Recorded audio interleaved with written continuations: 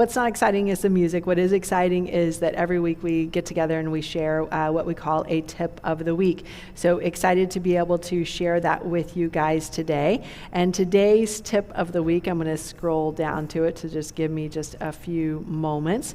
Today's tip of the week is all about financing. So I mentioned this earlier that this was coincidentally on our agenda today, and we've got someone in the audience who is 21 years old and maybe interested in investing in real estate. So the financing piece becomes a real critical part of the thought process and a real critical part of the journey. Now, I will tell you that many people are afraid that I don't have the money, so there's no way that I'm going to be able to be a real estate investor. Many people think I don't have the money, so I don't know if this is really the right thing for me. And what I will tell you is that you're worried about the wrong thing. Stop worrying about the financing and instead start worrying about the deal. Because if you have a great deal, money is always looking for a great return on that deal. We have hard money lenders who are always looking for a 15% return, in fact, on their deal, right? So as long as you have a great deal, you're buying it at the right price. That deal will get funded by a private money lender, by a hard money lender, by maybe even the owner, and several other ways to be able to do it as well. So what makes a great deal? What in terms of numbers would be a great deal? How do we define that? Don't all talk at once. How do we define a great deal? What does a great deal look like? What do the numbers look like?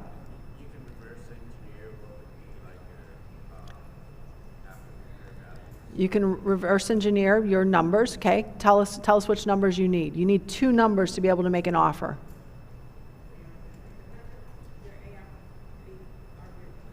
Your after repair value, your ARV, what's the second number you got to have? Your repairs, right?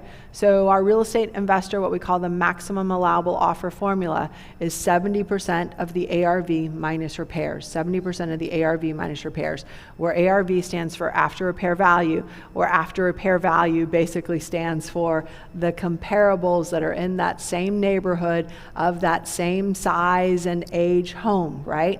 And we're typically looking at some of the higher price homes that are going in the neighborhood because we're typically going to be putting in my favorite colors, which are granite and stainless steel. Okay, so as you guys become professional real estate investors, those will become your favorite colors as well. And as you're redoing an entire house, are you stretching for that highest comp in the neighborhood, that highest ARV? And the answer is typically yes. Now, when it comes to your repairs, you want to make sure that your repairs are commensurate with the what? With the ARV. Because if you're doing make-ready repairs, let me translate that, half-assed repairs, okay, on a property, do you think you're going to get the highest comp and the highest value in the neighborhood? You're not. So make sure that your repairs are lined up with what that end value is going to be when you go back and you sell that property. So how do you know when you have a great deal? When you have a 70% of ARV minus repairs deal. So let's just go through the math together and make sure we're all on the same page. Everybody's got this formula now, right? I see a lot of people looking at me with blank stares. You didn't know there was going to be a pop quiz today. Congratulations, you're in the middle of a pop quiz. It's open calculator, open phone. So let's say, guys, that your ARV, yeah, you can pull out your phones. Let's say your ARV is 500,000. Let's say your repairs are 60,000. What is your offer? ARV 500,000. Repairs 60,000. What is your offer? It's 290. 70% of 500,000 is 350,000. 350,000 minus $60,000 in repairs is 290,000. Everybody got that? Let's do another one just to make sure this really sinks in. I'll give you an easier one. ARV is 200, repairs are 40,000. What is your offer? Don't you answer. Say it again. 100,000. Who is that deep voice in the back? Oh, okay, nice. Yeah. He's like, 100,000. What? 100. That's awesome. So it's 100,000. Let's do a super simple one. Everybody should get this all at the same time, okay? ARV is 100. Repairs are 20. What is your offer? It's 50,000. 70% times 100,000 is 70,000. 70,000 minus $20,000 in repairs means your offer is $50,000, okay? That's when you know you have a good deal. Now, I don't want you guys messing around really too much with $100,000 properties. Why wouldn't I want you messing around too much with $100,000 properties? Not enough value, not enough profit, right? So your profit, if you, and I'll just back up just for one quick second. If you are making a 70% of ARV minus repairs offer, what is your profit? Typically 10 to 15% of your ARV, depending on your cost of capital. It's 10% of your ARV, assuming that you have a hard money lender, so 15% interest rate.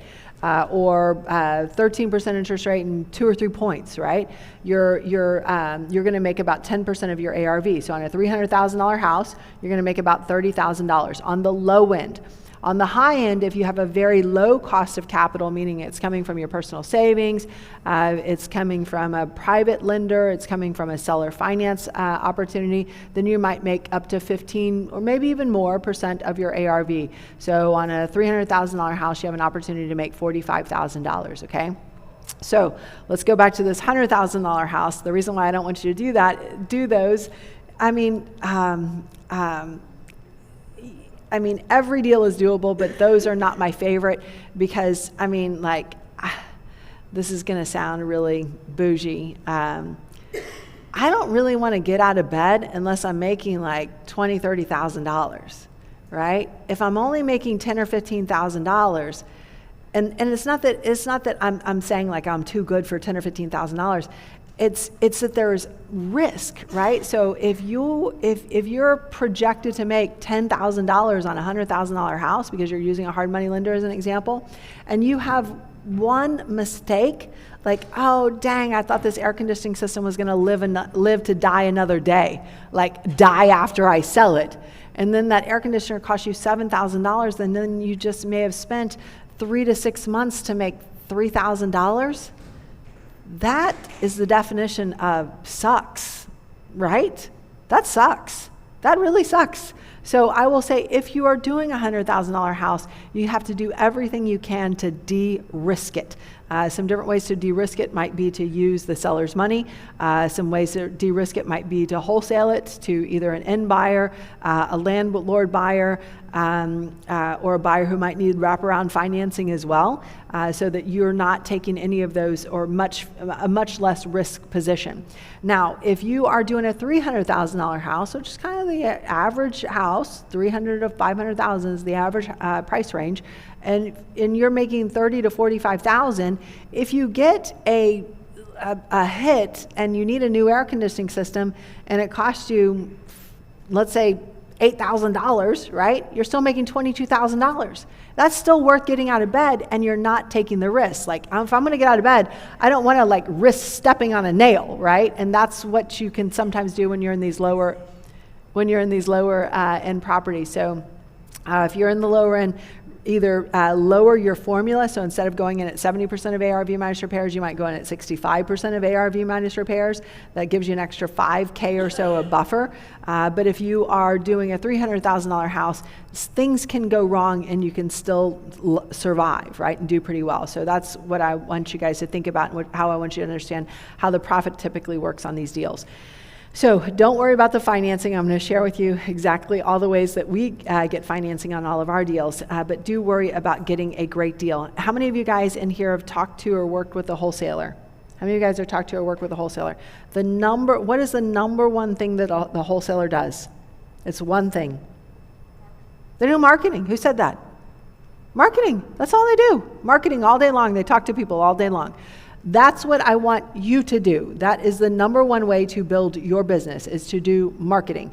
So, and the way that and people are often, for some reason, people are often afraid to do the marketing. So instead they'll want to buy a deal from a wholesaler who's going to make $5, $10, $15 or more $1,000 off of you, which means they're cutting into your profit, and they're taking the risk-free part of the deal, and you're taking the risk-full part of the deal.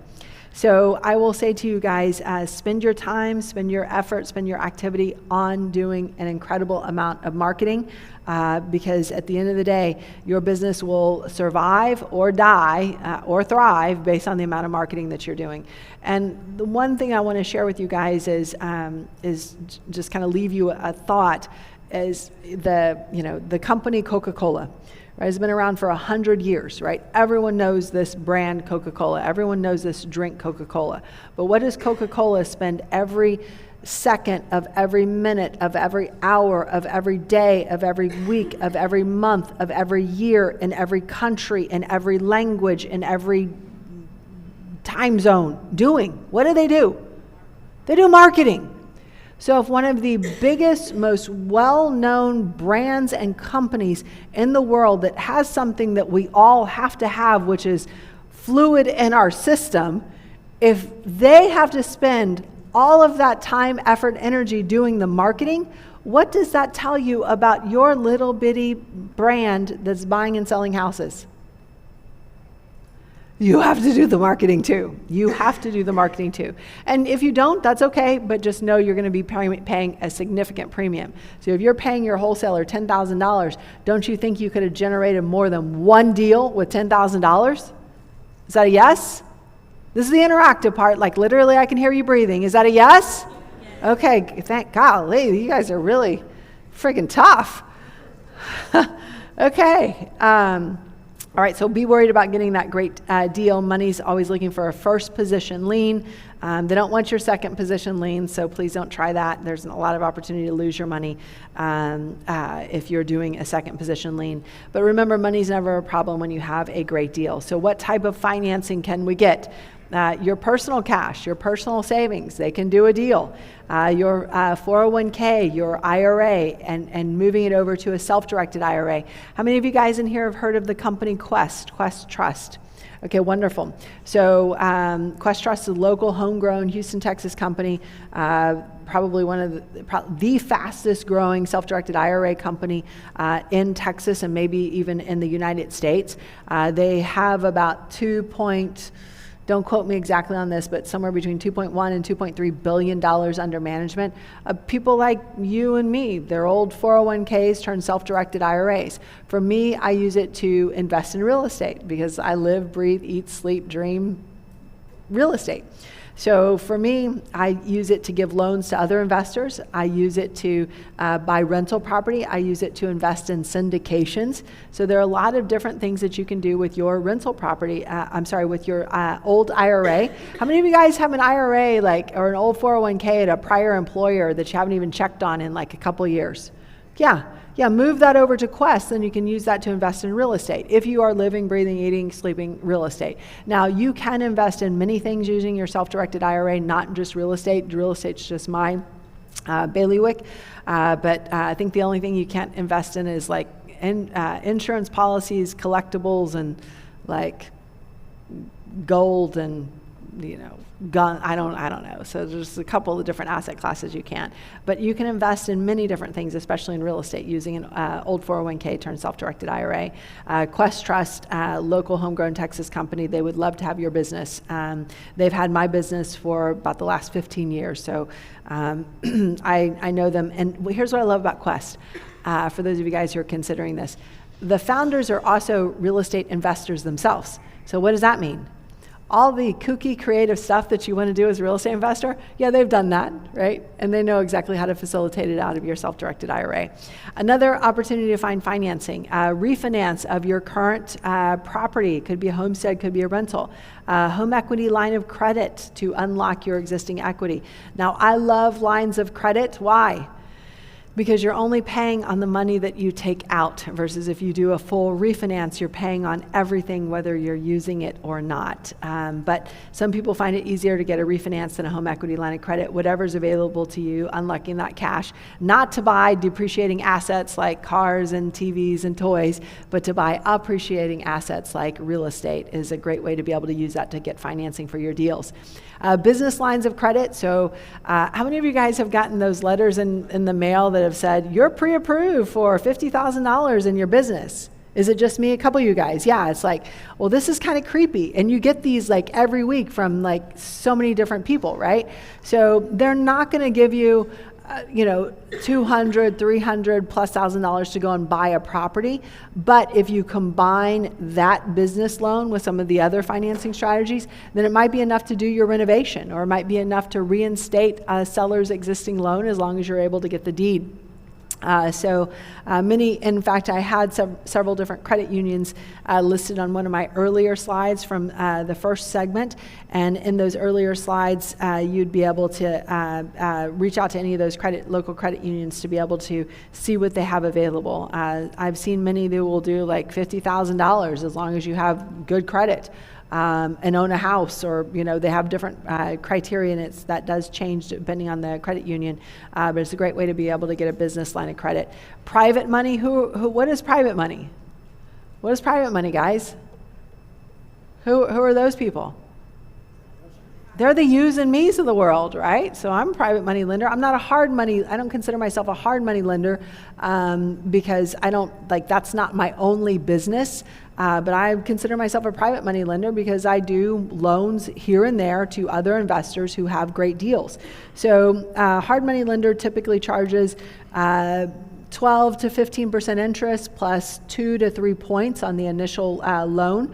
Private money lender typically charges 10 to 12% interest, anywhere from 0 to 2 points on their loan. So it's a little bit lower cost of capital. The only issue with private money lenders is private money lenders sometimes go on vacation. Your hard money lender is always open 24/7. So, and I have had situations where someone was working with a private money lender. It was a doctor, and was like, "Oh, I love that you're doing real estate, and I want to work with you. I want to fund your next deal." And basically said, "I want to do it at 10% interest," which was good for him and good for the investor. Then it came time to close, and the private money lender was like, "Hey, gosh, I'm in Cancun. I'm leaving tomorrow. I'm super busy. I won't be back for a week. I'll catch you on the next one." What did she say? "I'm gonna put you at the bottom of, the top of my bottom list," right? It's like, I'm never gonna work with you again because you're leaving me high and dry. And then she had to call me, right? So I'm giving her a higher interest loan, right? She's unhappy about it, but it's like, thank gosh she knew somebody to be able to save that deal. So private money lender is great. Just know that you might want to have a backup there. Could be a hard money lender.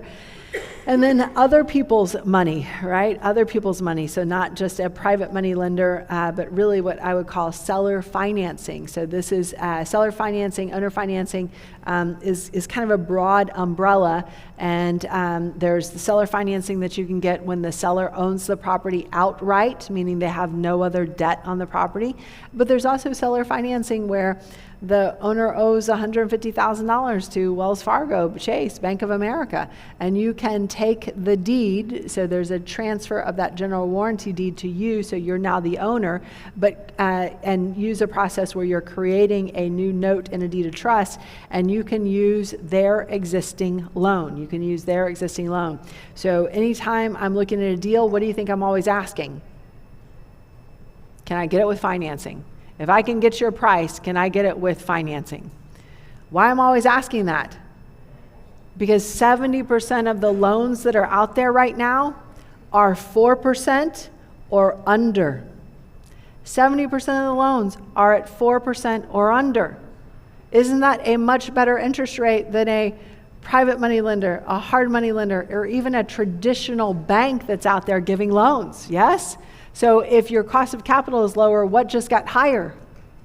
Your profit. Yes, so let's do that all day long. So there should never be a time that you don't ask the seller if they will provide the financing, or if they'll let you take over payments on their existing loan. Now, what is the one loan type that you don't see up here? And you might be saying, why isn't this up there? Why don't you see like a traditional bank loan up there? Why? They take too long? Yeah, what else? What else?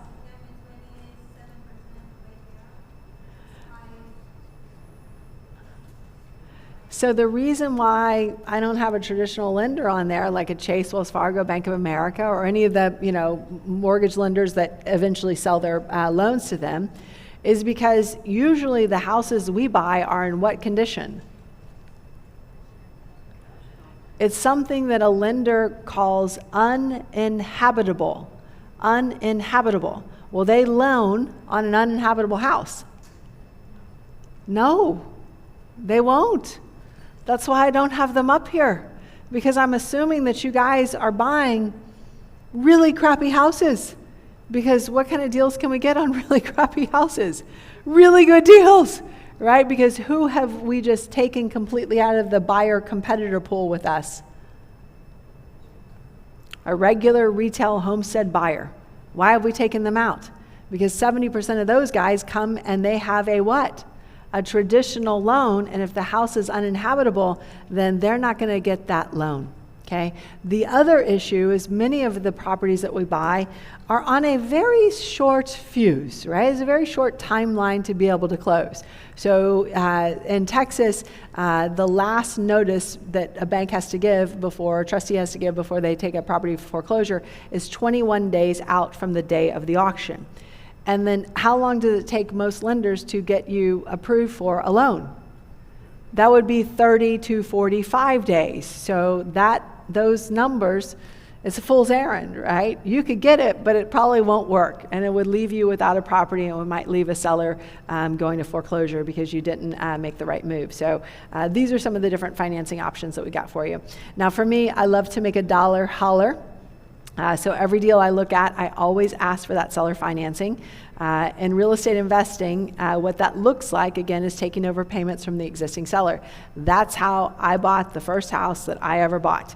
That's how I try to buy every single house that is out there, because again, 70% of the loans out there are at what interest rate or lower?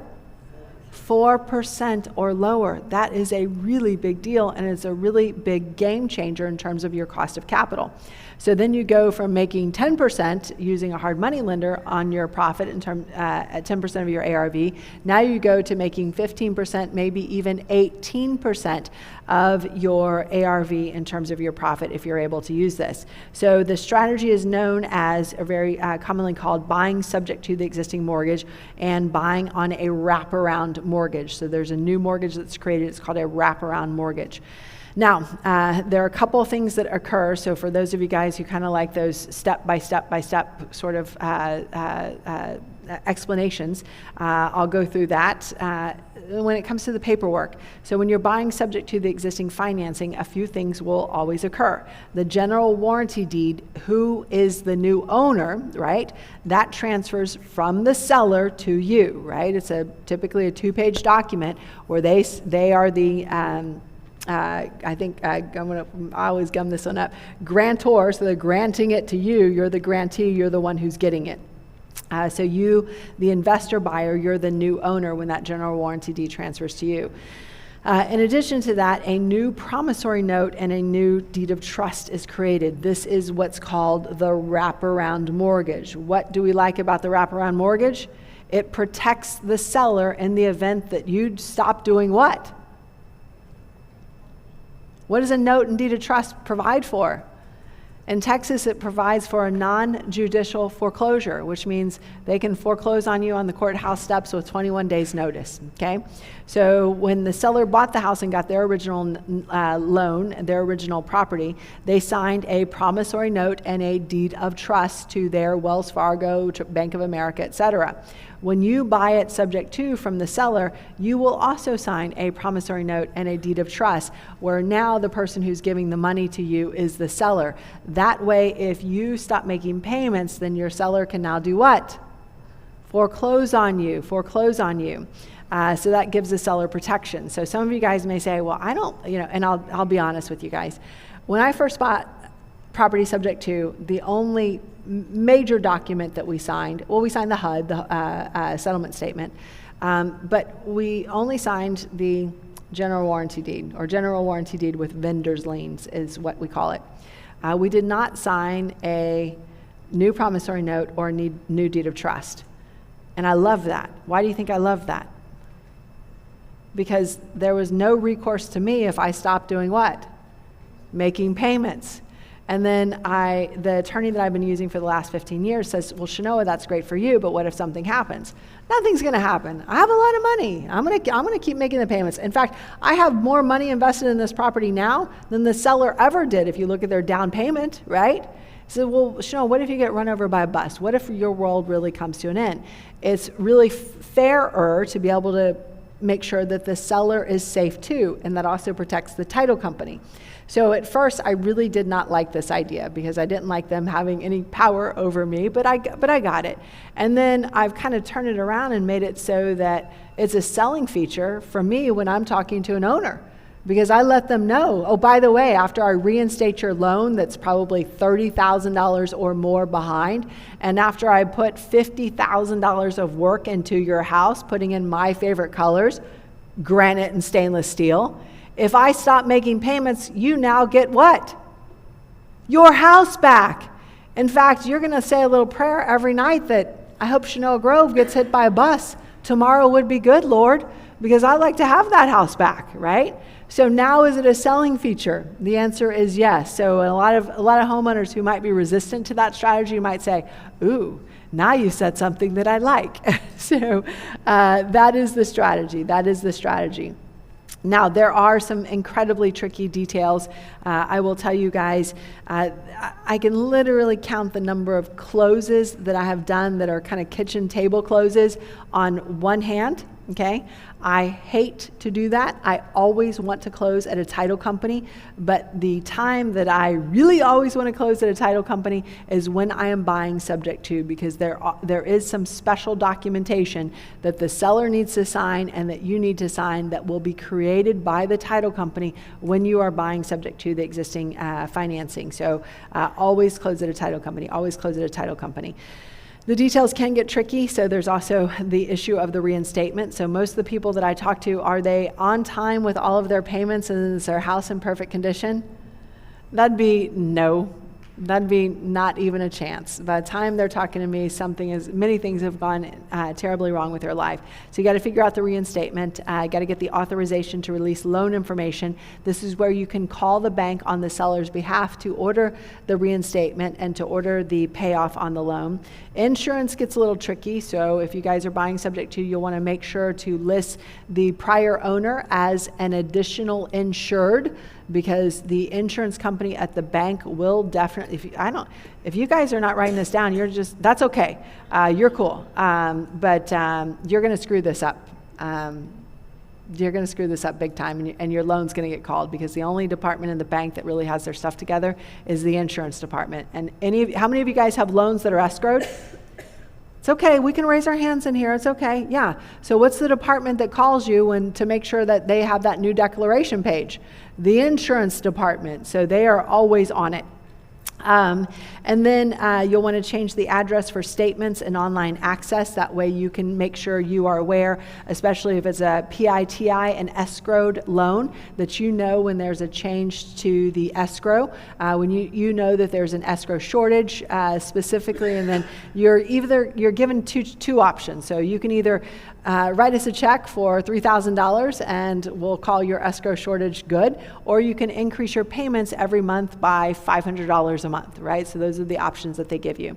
You'll also get what's called a 1098 interest expense statement. So this is basically, here's all the interest that you paid on your loan this past year. So if you are a rental property owner, you'll be able to deduct that off of your taxes and reduce your adjusted gross income and pay less taxes. The 1098 interest statement will be in the Social Security number of the prior owner, but because you are the one who is making payments on it, guess who gets to take that deduction on their taxes? That would be you. And I will tell you something, I have tested this for all of you. So I was told this by a mentor of mine and even an accountant of mine. And then one year I got a love letter from the IRS, and it said, "Dear Shanoa, your Social Security number ends in 1234.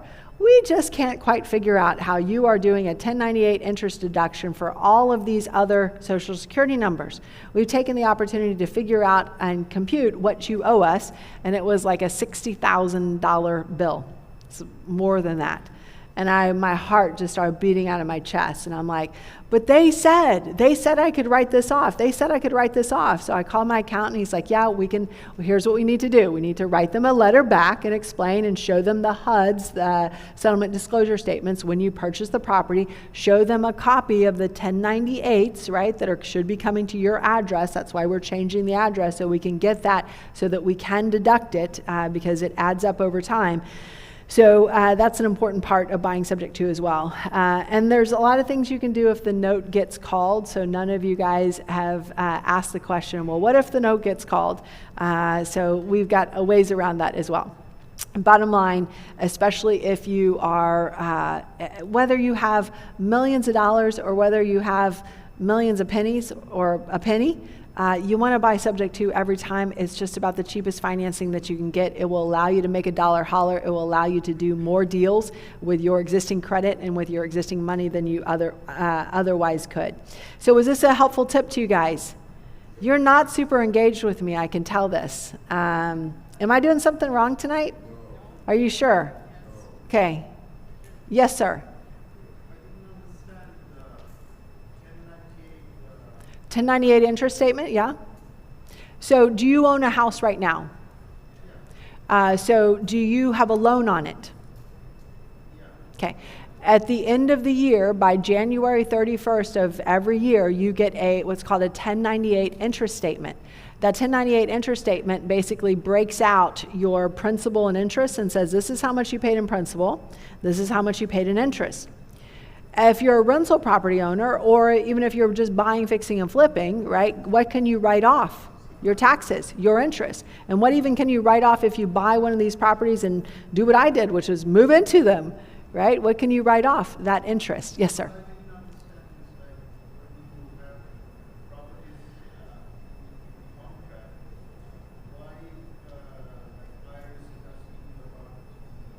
Why is the IRS asking me about why I'm taking a interest deduction on all of these other Social Security numbers? Because it's not my Social Security number. When you're buying subject to, the existing loan stays in place, which means that the 1098 that you're getting has someone else's name and Social Security number on it. So if you enjoyed this tip, I've got several others, probably about 150 other tips and tricks. We have a Texas REIA's YouTube channel out there, as well as podcasts and several different ways for you to get us. What we talked about tonight was financing. It's part of about a 10-part series that I'm doing, which is an overview of real estate investing. So for those of you guys who want to stay up all night and binge watch YouTube and learn about real estate, highly recommend you join our Texas REIA's YouTube channel. I live here, I work here, I invest here.